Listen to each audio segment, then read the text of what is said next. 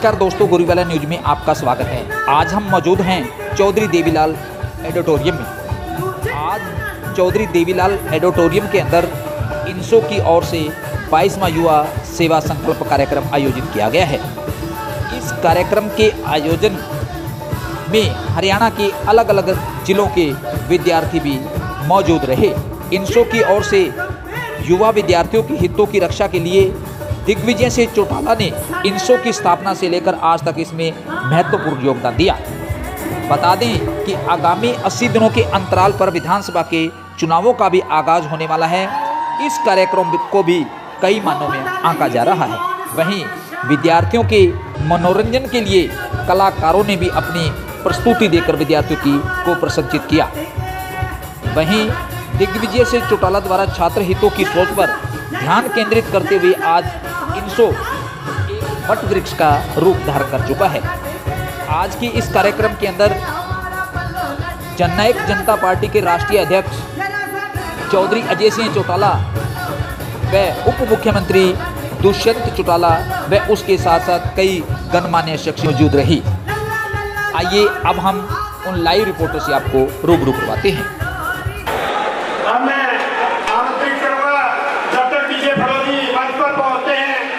Indian national student organisation के प्रदेश के अध्यक्ष अजय राव जी मंच पर आए और अपना संबोधन दें। अजय राव जी हमारे बीच में जगसीर मांगेना जी पहुंचे हैं, गुरुद्वारा प्रबंधक कमेटी के चेयरमैन। मैं आपका भी स्वागत करता हूं। बहुत बहुत धन्यवाद रवि मसीह जी। इसी कड़ी में अब मैं आमंत्रित करूंगा अमन जाजी जी को एक बार मंच पे और श्री दिग्विजय सिंह चौटाला जी को कि वो भी मंच पर आए और अमन जाजी जी का एक मोमेंट। मैं सबसे पहले इनसो की तरफ से आप सबका दिल की गहराई से यहाँ पधारने पर बहुत बहुत स्वागत करता हूँ। आप सबका वेलकम करता हूँ, अभिनंदन करता हूँ, आप सबका खैर मकदम करता हूँ। ये एक ऐतिहासिक दिन है, एक ऐतिहासिक पल है। आज इस संख्या में पधार कर आप लोगों ने केवल अपनी ताकत को ही नहीं दिखाया, बल्कि हरियाणा प्रदेश को, हरियाणा के युवाओं को एक नई दिशा देने का काम इस सभा में पहुंच करके किया है। मैं बधाई दूंगा प्रत्येक इनसो के कार्यकर्ता को जिन्होंने प्रदेश भर में आज के इस कार्यक्रम के लिए दिन दुगनी रात चौगुनी मेहनत की। मैं बधाई दूंगा और धन्यवाद करूंगा मेरी पार्टी के सीनियर नेताओं को जिन्होंने हम नौजवानों का साथ देने के लिए अपनी कमर कसने का काम किया। मैं दिल की गहराई से धन्यवाद करना चाहता हूं। आज मुझे खुशी है मीडिया के साथियों को बताते हुए कि सिरसा में इनसो के 22वां जो फाउंडेशन डे है ये मनाया जा रहा है। इससे पहले 21 स्थापना दिवस मनाए गए। डॉक्टर साहब ने चौधरी देवीलाल जी की युवाओं को लेकर के जो सोच थी उसकी शुरुआत 2003 के अंदर दिल्ली के तालकटोरा मैदान में की थी। और कहते हैं उस तालकटोरा मैदान को भरना कोई छोटी मोटी बात नहीं थी, मगर हरियाणा के और उत्तर भारत के हजारों युवाओं ने जाकर अपनी ताकत दिखाई थी और डॉक्टर अजय सिंह चौटाला जी की सोच पर पहरा देने का एक वचन लिया था। लोग कहते थे कहीं इनसो दिशाहीन ना हो जाए, कुछ कहते थे ग्रीन ब्रिगेड ना बढ़ जाए, मगर डॉक्टर साहब ने एक ही बात कही थी कि ये नियत और नीति ठीक होनी चाहिए। मैं आज डॉक्टर साहब को एक ही बात कहूंगा कि आपकी उस ठीक नियत और उस ठीक दिशा ने इस जो पौधा आपने लगाया था, इन सब नौजवानों ने उसे सींचकर एक वट वृक्ष बनाने का काम किया है। मैं आपको फिर से आभार करता हूं कि आपने इतनी अच्छी दिशा युवाओं को दिखाने का काम किया। पहली बार सिरसा में कार्यक्रम हो रहा है। ये वो जन्मभूमि चौधरी देवीलाल जी की, जिस तेजाखेड़ा गांव से उठकर इस देश के लाल किले तक का सफर चौधरी देवीलाल जी ने तय किया। आज सिरसा के लोगों का सौभाग्य है कि इनसो का स्थापना दिवस हमें मनाने का मौका मिला है। और मैं बधाई दूंगा इस कामयाब कार्यक्रम की सिरसा के कार्यकर्ता साथियों को जिन्होंने बहुत मेहनत इस कार्यक्रम के लिए की है। 22 साल में इनसो ने बहुत काम किया, जहां स्टूडेंट्स के प्रति अपनी जिम्मेवारी को निभाया, क्लासरूम के, लाइब्रेरी के प्रति, यूनिवर्सिटी और कॉलेजों के प्रति अपनी जिम्मेवारी को निभाया। वहीं सामाजिक रूप में डॉक्टर साहब ने जो हमें दिशा दी थी, कभी ब्लड डोनेशन के कैंप लगाकर, कभी नेत्रदान का Guinness book of world record बनाकर, कभी हमारी बहनों के लिए आवाज उठाकर, कभी फीमेल फिटिसाइड के खिलाफ आवाज उठाकर, और आज मुझे खुशी है कि डॉक्टर साहब ने एक और दिशा हमें दी है कि अब बाकी मुद्दों पर आप लोगों ने बहुत काम किया, मगर नशे के खिलाफ लड़ाई पर लामबंद युवाओं को हमें करना है। मैं तो आज ये कहता हूं कि इस सभागार से आप ये शपथ लेकर के जाएं, और डॉक्टर साहब आप हमें शपथ दिला करके जाएं कि नशे के खिलाफ आज युवाओं के लिए एक जागृत होना जरूरी है, एकजुट होना जरूरी है, लामबंद करना जरूरी है। सम्मानित साथियों, लंबा चौड़ा भाषण देने तो मैं नहीं आया हूं, मगर इनसो ने अपने आयाम जब भी रचे, लड़ाई लड़ी, तो राजनीतिक जिम्मेवारी भी हमारे पर आन पड़ी। आप जब जेल की सलाखों के पीछे संघर्ष कर रहे थे तो लोग दुष्यंत चौटाला को हरियाणा चाहने लगा, और दुष्यंत चौटाला के नेतृत्व में हरियाणा को एक उभरता हुआ युवा नेता के अंदर आस और उम्मीद नजर आने लगी। और तब इन्हीं युवा साथियों ने, ये जो भीड़ आज बैठी है, और मेरे जैसे कुछ साथी जो इनसो से आगे कदम बढ़ाकर आगे चले गए, इन लोगों ने उस समय दुष्यंत चौटाला के नारे लगाए थे। तब लोग कहते थे कि ये तो पागलों का टोळ है। कोई ये कहता था कि ये तो वानर सेना है, ये वानर सेना क्या कर लेगी, और कुछ हमें ज्यादा चाहने वाले कहते थे अरे कल के छोरे हैं, शोर मचा करके चले जाएंगे। मगर इन कल के छोरों ने, इस वानर सेना ने, इन पागलों की सेना ने, जिन्हें हमें पागलों की संज्ञा दी जाती थी, उन्होंने अपनी ताकत को दर्शाने और दिखाने का काम पिछले विधानसभा के चुनाव में किया। मीडिया के साथियों से कहूंगा, प्रत्यक्ष को प्रमाण की आवश्यकता नहीं, इन युवाओं ने संकल्प लिया था 10 महीनों में 10 सीट लाकर दुष्यंत चौटाला को मुख्यमंत्री बनाने का काम किया। ऐसे ही किसी जमाने में 19 साल का एक नौजवान, जिसकी तस्वीर आज इस बैनर पर लगी है, जिसे भगत सिंह कहा करते थे, लोग कहते थे ये तो पागल हो गया है। तब भगत सिंह जी ने एक बात कही थी, इन्हीं बिगड़े दिमागों ने कहीं खुशियों के लच्छे हैं, हमें पागल ही रहने दो, हम तो पागल ही अच्छे हैं। मैं आज ये वादा दुष्यंत जी को देता हूं कि ये आपकी इस सेना को कम आंकने वाले लोग चाहे कुछ भी कहें, इस दीवानों को चाहे कोई भी संज्ञा दे, मगर एक जिम्मेवारी हमारी लगा करके जाओ। अगले 2 महीनों के अंदर उस जिम्मेवारी को इनसो का एक एक कार्यकर्ता बड़ी भूमिका से निभाने का काम करेगा। और पिछली बार तो 10 जिताई थी, इस बार 45 को पार कराने का काम करेगा, मैं विश्वास और वादा आपको देता हूं। सम्मानित साथियों, मैं राजस्थान गया, और राजस्थान के अंदर मुझे युवा साथियों से मिलने का मौका मिला। वहां पर एक बुजुर्ग की कहीं भी बात मैंने लिख ली थी, आज मैं उसे दोहराऊंगा। गिरबो के करके कंथना, हिरण करियो घी खाए, आंख चरे और ऊन बगे, घोड़ा शु आगे जाए। ये किसी ने कही थी, मैंने लिख ली थी। जब मैंने इसका अर्थ जाना कि हिम्मत कर हुंकार भर, अरे हिरण कौन सा घी खाता है, मगर घोड़े से तो फिर भी आगे जाता है। सम्मानित साथियों, युवा साथियों, आज चाहे कोई कुछ भी कहे, कहते हैं बुरा समय है, मगर बुरा समय बहुत कुछ सिखा देता है। बुरा समय वो कहते हैं एंटीबायोटिक दवाई की तरह आपके जीवन में आता है। आज वो मुश्किल घड़ी आई है, तो फिर इन नौजवानों ने, आप दुष्यंत जी, आपकी कमान को संभाला है, और आप इन पर विश्वास करो, ये वो हिरण है जो उन घोड़ों से तो बहुत कोसों मील आगे चले जाएंगे, और ठीक दिशा में आगे जाएंगे। डॉक्टर साहब की दिशा दिखाई गई दिशा के अंदर आगे जाएंगे।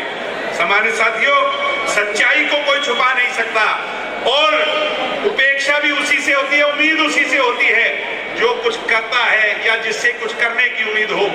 आज उप मुख्यमंत्री तो हरियाणा में और भी रहे, मगर उन्हें कोई याद नहीं करता, कोई उनकी बुराई भी नहीं करता।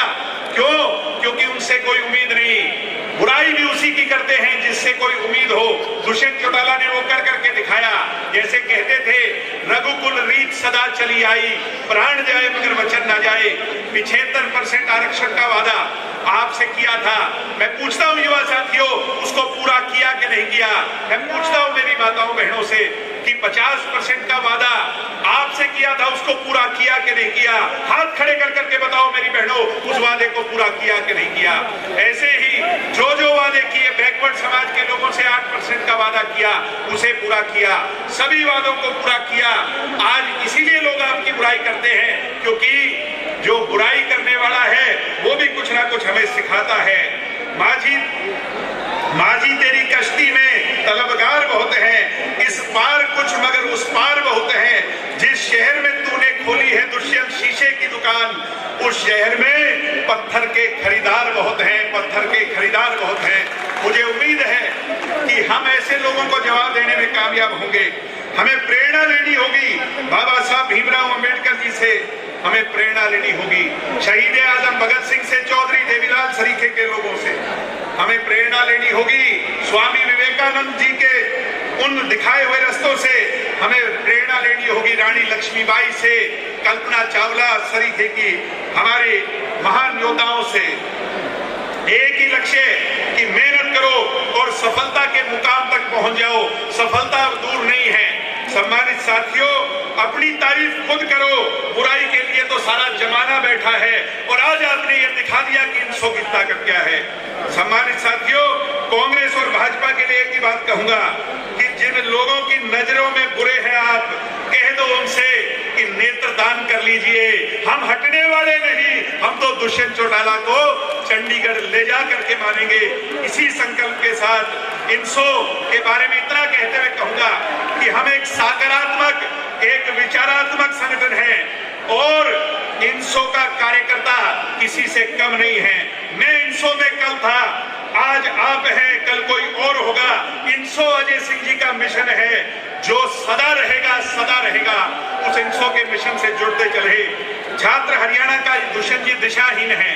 आज जहां नशे और बेरोजगारी का खतरा उसे सता रहा है, उसे डरा रहा है, आपसे ये उम्मीद करता हुआ अपनी बातों को विराम दूंगा कि दुष्यंत जी आज इस हरियाणा को, आज इस उमड़े हुए जन सैलाब को, हजारों की संख्या में पहुंचे छात्र छात्राओं को आप एक नई दिशा देकर के जाने का काम करें। और डॉक्टर साहब से कहूंगा कि इनसो रूपी इस मिशन को और मजबूत करने का काम करें। आप सबका बहुत बहुत धन्यवाद। जय हिंद, जय भारत। बहुत बहुत धन्यवाद भाई दिग्विजय चौटाला जी।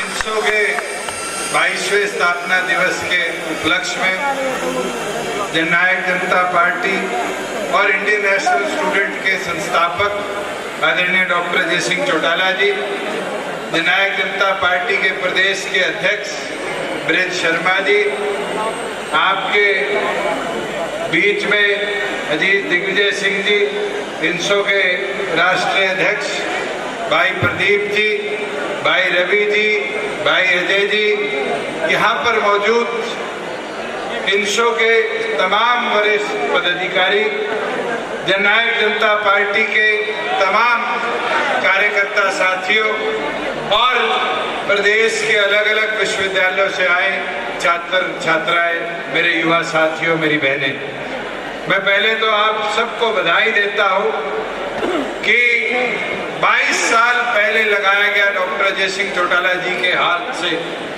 ये छात्र संगठन के नाम का ये पौधा आज केवल मात्र हरियाणा ही नहीं, राजस्थान हो, पंजाब यूनिवर्सिटी हो, दिल्ली यूनिवर्सिटी हो, निरंतर अपना काम कर रहा है और अलग अलग विषयों पर अलग अलग मुहिमों में छात्रों के हितों की लड़ाई को आगे ले जाने का काम किया।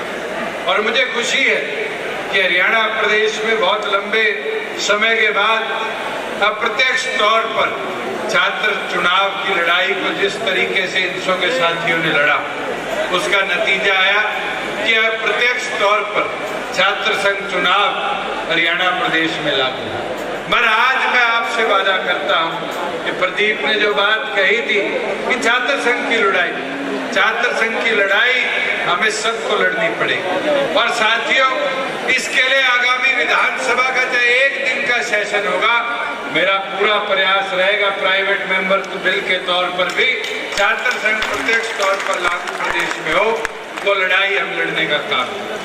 साथियों, जहाँ छात्र छात्राओं की बात आती है, कई ऐसे विषय हैं जो यूनिवर्सिटी, कॉलेज और स्कूलों को जोड़कर हमें देखने चाहिए। निरंतर बड़ी बड़ी बातें करी जाती हैं, मगर धरातल पर शिक्षा के स्तर के अंदर, खेलों के स्तर के अंदर जो सुधार और जिस मुहिम के साथ वो सुधार होना चाहिए था, कहीं ना कहीं हम वो पूरा नहीं कर पाए। साथियों, उस लड़ाई को आगे लेकर चलना।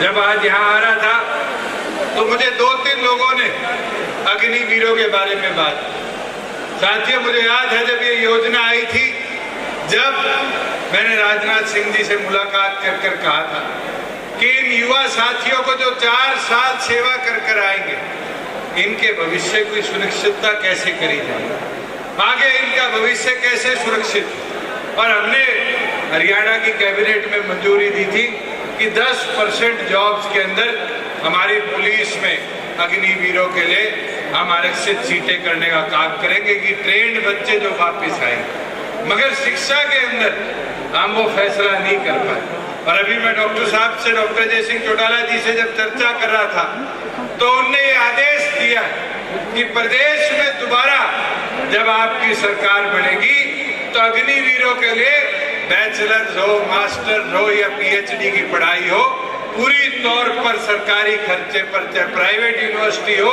चाहे सरकारी यूनिवर्सिटी हो, सरकार वहन कर उनके भविष्य को सुनिश्चित करने का काम करता है। और इस योजना को जैसे दिग्विजय ने कहा था कि ये एक वीर योद्धा जब टीनेज में था तो अपने भविष्य की लड़ाई लड़ता था और इस वीर योद्धा का नाम शहीद भगत सिंह था। मुझे खुशी है कि हमने लड़ाई लड़ी और चंडीगढ़ के एयरपोर्ट का नाम शहीद आजम भगत सिंह के नाम पर। और इस योजना को भी जो अग्निवीरों के लिए हम करेंगे, इसकी योजना का नाम भी शहीद भगत सिंह अग्निवीर छात्र विकास योजना के नाम पर शुरू करेंगे कि उन छात्रों को उनके विकास के लिए, उन अग्निवीरों को हम भविष्य सुनिश्चित दे पाए कि जो 4 साल देश की सेवा में लगा कर आए हैं वो वापस आकर हायर एजुकेशन लेकर वेल क्वालिफाइड जॉब्स के लिए।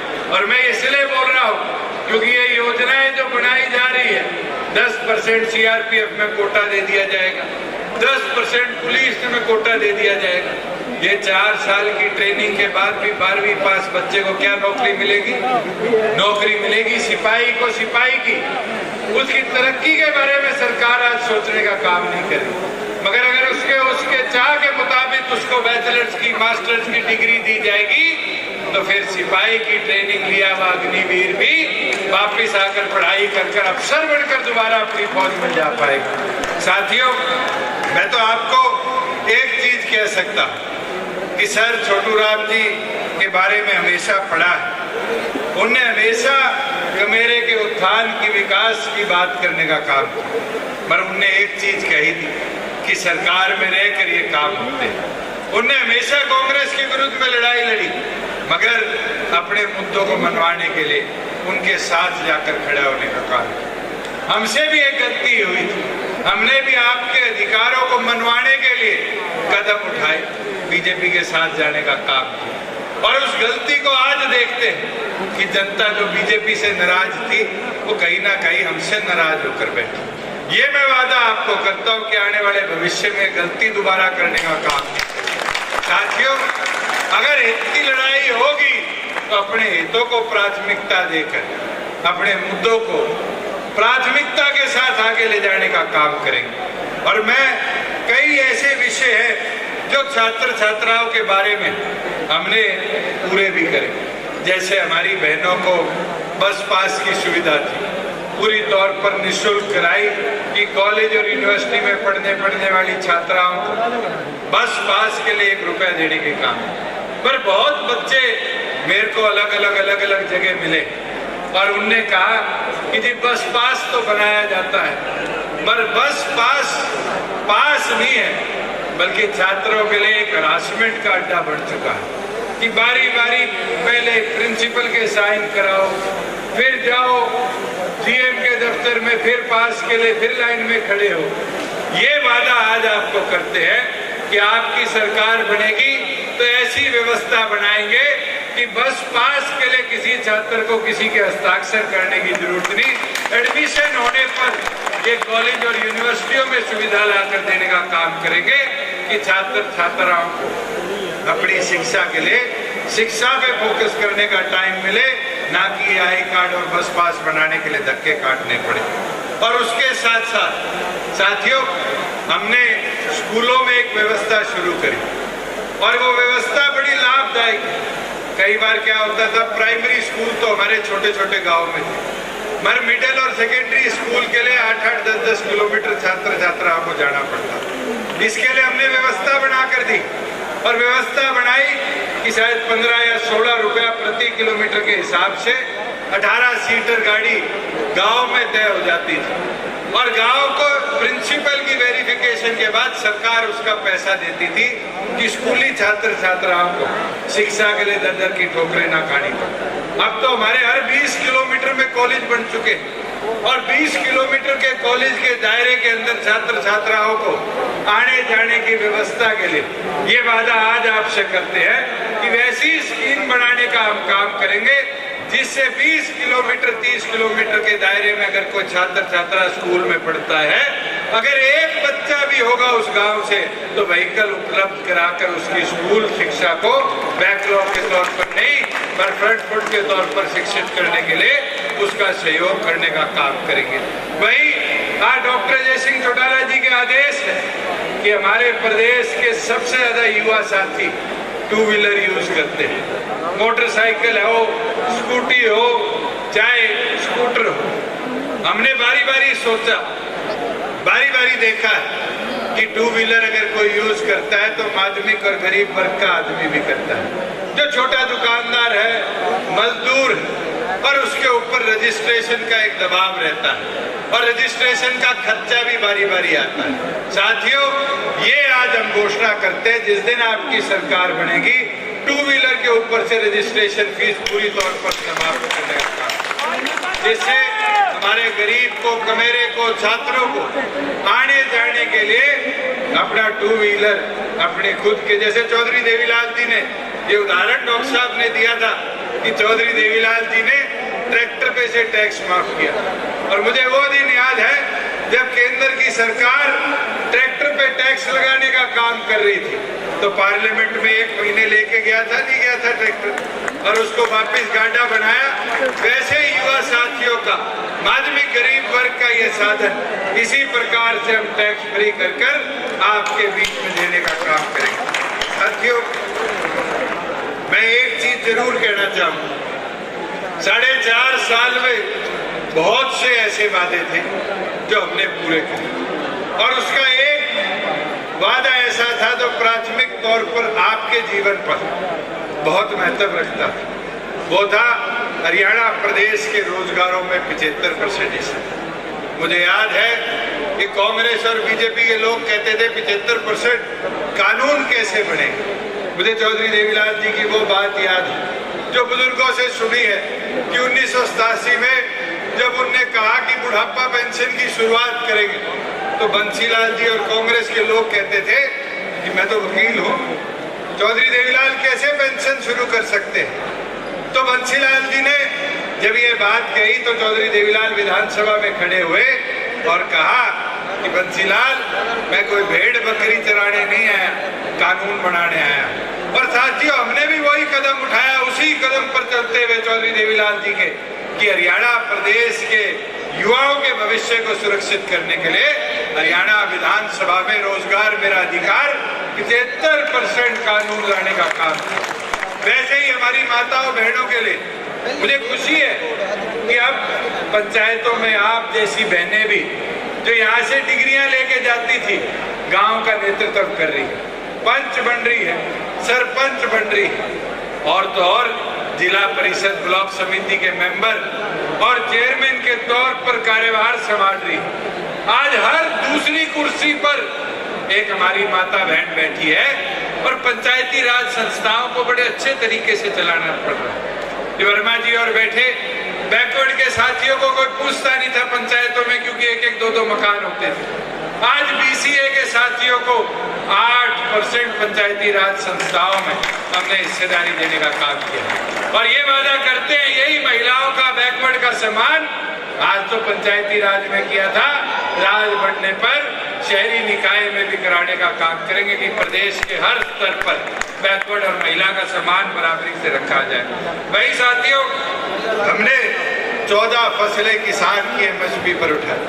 आज इस हॉल में बैठा हर एक बच्चा कहीं ना कहीं खेती बाड़ी से संबंध रखते हुए परिवार से आता। मुझे याद है कि 2 फसलें 3 फसलें CCI आ जाती थी तो नरमा चौथा MSP पर खरीदा जाता था। पर मुझे खुशी है कि 4.5 साल में हम 14 फसलों को MSP पर लाने में कामयाब रहे। साथियों, हम बुढ़ापा पेंशन को देश में सबसे अधिक 3,000 रुपए पे पहुंचाने में कामयाब रहे। मगर बहुत सी ऐसी चीजें हैं जो हमें आगे भी करनी है, जैसे SC साथियों के प्रमोशन में 20% हिस्सेदारी दे पाए। ये रविदास मंदिर जो दिल्ली में बीजेपी ने तुड़वाया था, ये प्रीतम और बैठे हैं, इनको याद होगा, हमने वादा किया था कि कुरुक्षेत्र की पावन धरा पर 5 एकड़ में विशाल बनाएंगे। और मुझे खुशी है कि कुरुक्षेत्र में नींव रखी गई और वहां पर रविदास मंदिर का निर्माण की लड़ाई भी हम लड़ते रहेंगे। साथियों, वैसे ही प्रदेश के अंदर SCA के साथियों को एजुकेशन, इस हायर एजुकेशन में मेडिकल एजुकेशन 50% हिस्सेदारी हमने सुनिश्चित कराने का काम किया। वैसे ही प्रदेश के अंदर हिंदी भाषा को हमारे जुडिशियल सिस्टम से जोड़ा जाए।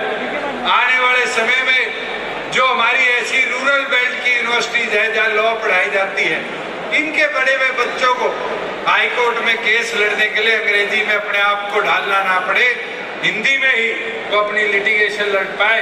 हरियाणा प्रदेश के पंजाब हरियाणा हाई कोर्ट में विधानसभा में पारित कर हमने हिंदी को वहां स्थापित करने का काम किया था। साथियों, खिलाड़ियों के लिए जब बात करते हैं, खिलाड़ी बड़ा महत्वपूर्ण काम है। और मुझे खुशी है कि आज हमारी बहन मन्नू हो, चाहे हमारा भाई सरबजोत, देश के अगर पहले 2 मेडल किसी ने लाने का काम किया तो दोनों बच्चे इस हरियाणा प्रदेश में। ये नतीजा है जो हमने हरियाणा प्रदेश में 6 करोड़ रुपया खिलाड़ियों को सम्मान निधि बनाने का काम किया। मगर साथियों, और भी बहुत करना है। हमने करा, एक टूर्नामेंट में खेलने जाने वाला बच्चा जब पैसे माँ बाप से मांगता था कि जी डाइट के पैसे चाहिए, तो रिकॉर्ड में लिखा जाता था 150 रुपया हरियाणा सरकार दी। मुझे याद है 2022-23 की बात है, उस 150 रुपए को हमने बढ़ाकर 400 किया।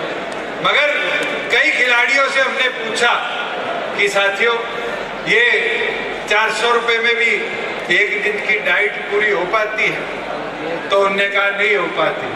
मैं आज आपसे वादा करता हूं, जिस दिन आपकी सरकार बनेगी, युवाओं की डाइट राशि 400 रुपए से बढ़ाकर 1,000 रुपए डेली की करने का काम करेंगे। और उसके साथ साथ जो नर्सरियां प्रदेश में चल रही है, उन नर्सरियों के अंदर प्रति बच्चा आज 1,500 रुपया दिया जाता है 1 महीने की डाइट का। 1 महीने का तो दूध भी 1,500 रुपए में खिलाड़ियों के लिए नहीं आता। आज ये वादा करते हैं उन छात्र छात्राओं को जो नर्सरियों में, चाहे वो सरकारी हो प्राइवेट हो, जो वहां पर खेलों की ट्रेनिंग ले रहे हैं, उनकी डाइट को बढ़ाकर 5,000 रुपया प्रति माह करने का काम करेंगे। साथियों, इसे खिलाड़ियों का हौसला उनका नहीं जो मेडल लाते हैं, बल्कि उनका जो मेडल लाने की इच्छा रखते हैं, हम बढ़ाने का कर पाएंगे। और उसके साथ साथ एक महत्वपूर्ण चीज जो पिछले 4 वर्षों में मुझे सीखने को मिली कि नए नए खेल आते हैं और उन खेलों के लिए हमारा देश कहीं ना कहीं उतना तैयारी नहीं कर पाता। जैसे इस बार कराटे, किक बॉक्सिंग ले आए। अब किक बॉक्सिंग के लिए हरियाणा प्रदेश छोड़ो, हिंदुस्तान में कोई प्रोफेशनल ट्रेनिंग नहीं। हम प्रदेश में ऐसे नए ओलंपिक खेलों के लिए प्रति जिला एक एकेडमी बनाने का काम करेंगे कि हमारे खिलाड़ियों को, युवाओं को वो ट्रेनिंग हम समय पर दिलवा पाए, जो आने वाले भविष्य में ओलंपिक में अपना नेतृत्व कर पाए। साथियों, मेरे आपसे निवेदन, विनती, प्रार्थना आपसे कि इन चीजों को हमें आम व्यक्ति तक पहुंचाने का काम करना है। साथियों, मैं एक चीज और बोलना चाहूंगा कि आज युवा साथियों के भविष्य की जब हम बात करते हैं तो एक चीज सामने आती है, नीट की हो, JEE की हो, और ये जो बड़ी ट्रेनिंग है, इसके एपिसेंटर देश में बन चुके। और एपिसेंटर कैसे? अगर आपको एंट्रेंस एग्जाम की ट्रेनिंग लेनी है तो आप राजस्थान के कोटा में, आप सीकर में बच्चों को जाते देखते हैं, अकेडमियां खुल चुकी। अगर किसी ने UPSC यूपीएससी की बात करनी है तो मुखर्जी नगर, राजेंद्र नगर, दिल्ली जाकर तैयारियां करते हैं। मगर प्रदेश सरकार ने कभी प्रोत्साहन नहीं दिया कि ऐसी एकेडमीज को हम प्रदेश में लाकर स्थापित कर पाए। आज मैं वादा करता हूं आपको, चाहे हमें स्पेशल एजुकेशन सिटी के तौर पर ये कोचिंग की व्यवस्था के लिए हरियाणा प्रदेश में इंफ्रास्ट्रक्चर बनाना पड़े, पहला इंफ्रास्ट्रक्चर हरियाणा प्रदेश के सेंटर में जींद जिले में हम स्थापित कर युवाओं को बेहतर फैसिलिटीज देने का काम कर पाएंगे। वही साथियों, एक समस्या और जो शायद सारे साथी यहाँ झेल चुके हैं, वो है कि जब हम पेपर देने जाते हैं सरकारी नौकरी के, तो हर आवेदन पर पैसे देने पड़ते हैं। और ये रोड़ा मैंने कौशल रोजगार से सीखा। जब कौशल रोजगार बढ़ाया गया तो एक पोस्ट भरने के लिए 236 रुपए एक बच्चे को देना पड़ते। अगर वो 10 पोस्ट भरता था तो उसको 2360 रुपए सरकार को आवेदन के तौर पर देने पड़ते। और इसी तरह सरकारी नौकरियां निकलती थी, 5 पोस्टें हैं और मान लो 500 रुपए एक पोस्ट का है, तो एक गरीब बच्चे को 2500 रुपए देने पड़ते। ये वादा आज करते हैं कि हरियाणा प्रदेश में सरकारी नौकरियों के आवेदन के लिए वन टाइम 500 रुपए की फीस रखेंगे। बच्चा चाहे 5000 अप्लाई करे, चाहे 500 पोस्टें अप्लाई करे, जब तक उसको नौकरी नहीं मिल जाएगी, वो पेपर क्लियर नहीं कर लेगा, उसको दोबारा सरकार को कोई पैसा फॉर्म भरने के लिए नहीं देना पड़ेगा। वही साथियों, एक बात जो हम निरंतर देखते हैं कि शिक्षा के बीच में स्ट्रेस बहुत ज्यादा है, और वो स्ट्रेस मेंटल स्ट्रेस है, हेल्थ स्ट्रेस है। बारी बारी हमारे छात्र छात्रा हॉस्पिटल्स के चक्कर काटते रहते हैं। कोई एक्सीडेंट हो जाता है आते जाते, तो माँ बाप उनका खर्चा नहीं उठ पाता। इसलिए ये निर्णय इंशो के आज 22वें स्थापना दिवस के उपलक्ष्य में हम लेते हैं कि जननायक जनता पार्टी की प्रदेश में सरकार बनेगी तो प्राइमरी से लेकर और यूनिवर्सिटी पास आउट होने तक हर छात्र छात्राओं को सरकार अपने लेवल पर 5 लाख रुपए तक मेडिकली इंश्योर कराने का काम करेगी कि माँ बाप पे उसकी सेहत का कोई बर्डन आने का काम ना हो। मैं तो एक चीज आज कहूंगा कि पार्टी को लाए थे तूफानों से निकाल के, हमेशा रखेंगे इसको साथियों संभाल के। माना है कि रात बहुत अंधेरी है, इसके बाद आएंगे दिन बहुत कमाल के। अब मेहनत करनी पड़ेगी साथियों। ये 60 दिन का सफर आपके सामने है। इन 60 दिन के अंदर जितनी मेहनत हम मैदान में उतर कर करेंगे, उतना ज्यादा बदलाव प्रदेश के अंदर युवाओं के नेतृत्व में लाकर देने का काम करेंगे। मैं तो आपसे अनुरोध प्रार्थना इतनी करूंगा कि साथियों, हमने यूनिवर्सिटीज देखी है और यूनिवर्सिटीज के अंदर अधिकतम बच्चे फर्स्ट टाइम वोटर हैं, और हमने सरकारी आंकड़े भी देखे कि फर्स्ट टाइम वोटर निकलकर वोट देने नहीं जा पाते। साथियों, इंशो के एक एक छात्र छात्रा से मेरा निवेदन है, उन फर्स्ट टाइम वोटरों को जोड़ने का काम करो।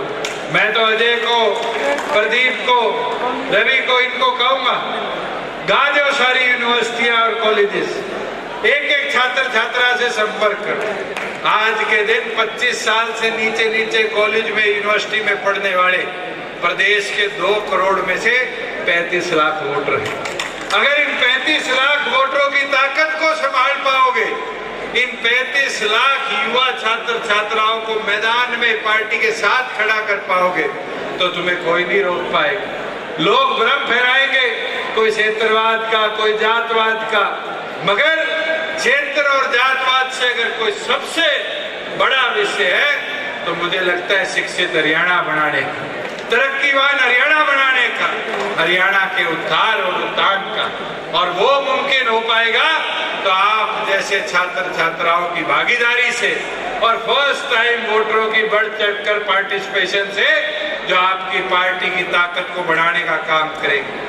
अंत में साथियों, मैं एक चीज कहना चाहूंगा इस सभी पॉलिटिकल पार्टीज पर, वो जीत कर दिल्ली जाएंगे, हम आपके बीच आएंगे, वो आपस में हराएंगे, हम मेहनत कर कर जिताएंगे। वो सिर्फ अपने बेटे बेटियों को बचाएंगे, हम आपके लिए मिट जाएंगे। वो एक क्षेत्र का विकास कराएंगे, हम पूरा हरियाणा चमकाएंगे। वो पीछे से हाथ मिलाएंगे, हम उनसे टकराएंगे। वो जेल के डर से डर जाएंगे, हम फूल कर चिल्लाएंगे। वो ढूंढे भी नहीं पाएंगे, हम 50 साल से ज्यादा आपका साथ निभाएंगे। साथियों, अब ये लड़ाई आपने लड़नी है, मैदान आपने संभालना है। और अगर मजबूती के साथ इस मैदान में अपनी लड़ाई को एक एक छात्र छात्रा मेरे को अपना भाई मानता है, तो मैदान में उतरकर साथ देने का काम करें। अगले 70-80 दिन हम दिन रात एक आपकी लड़ाई लड़ेंगे, कोई रुकेगा नहीं, कोई झुकेगा नहीं, बस साथ आपका चाहिए। और अगर आपका साथ मिलेगा तो हरियाणा का भविष्य खुशहाल होगा, हरियाणा का भविष्य और ज्यादा तरक्कीवान होगा। मैं तो इंसो के स्थापना दिवस के उपलक्ष्य में आप सब छात्र साथियों को एक ही चीज बोलना चाहूंगा कि जो आदेश आज हमारे बीच में आपके संस्थापक डॉक्टर अजय सिंह चौटाला जी देकर जाए, एक एक साथी पूरी लगन और निष्ठा के साथ आगामी 70-80 दिन अपने कैंपसेज में, यूनिवर्सिटी में काम कर पार्टी के ताकत को बढ़ाने का काम करेगा। आप सब इंसो के स्थापना दिवस के उपलक्ष्य में आज यहाँ आए, मैं सभी छात्र छात्राओं को बहुत बहुत शुभकामनाएं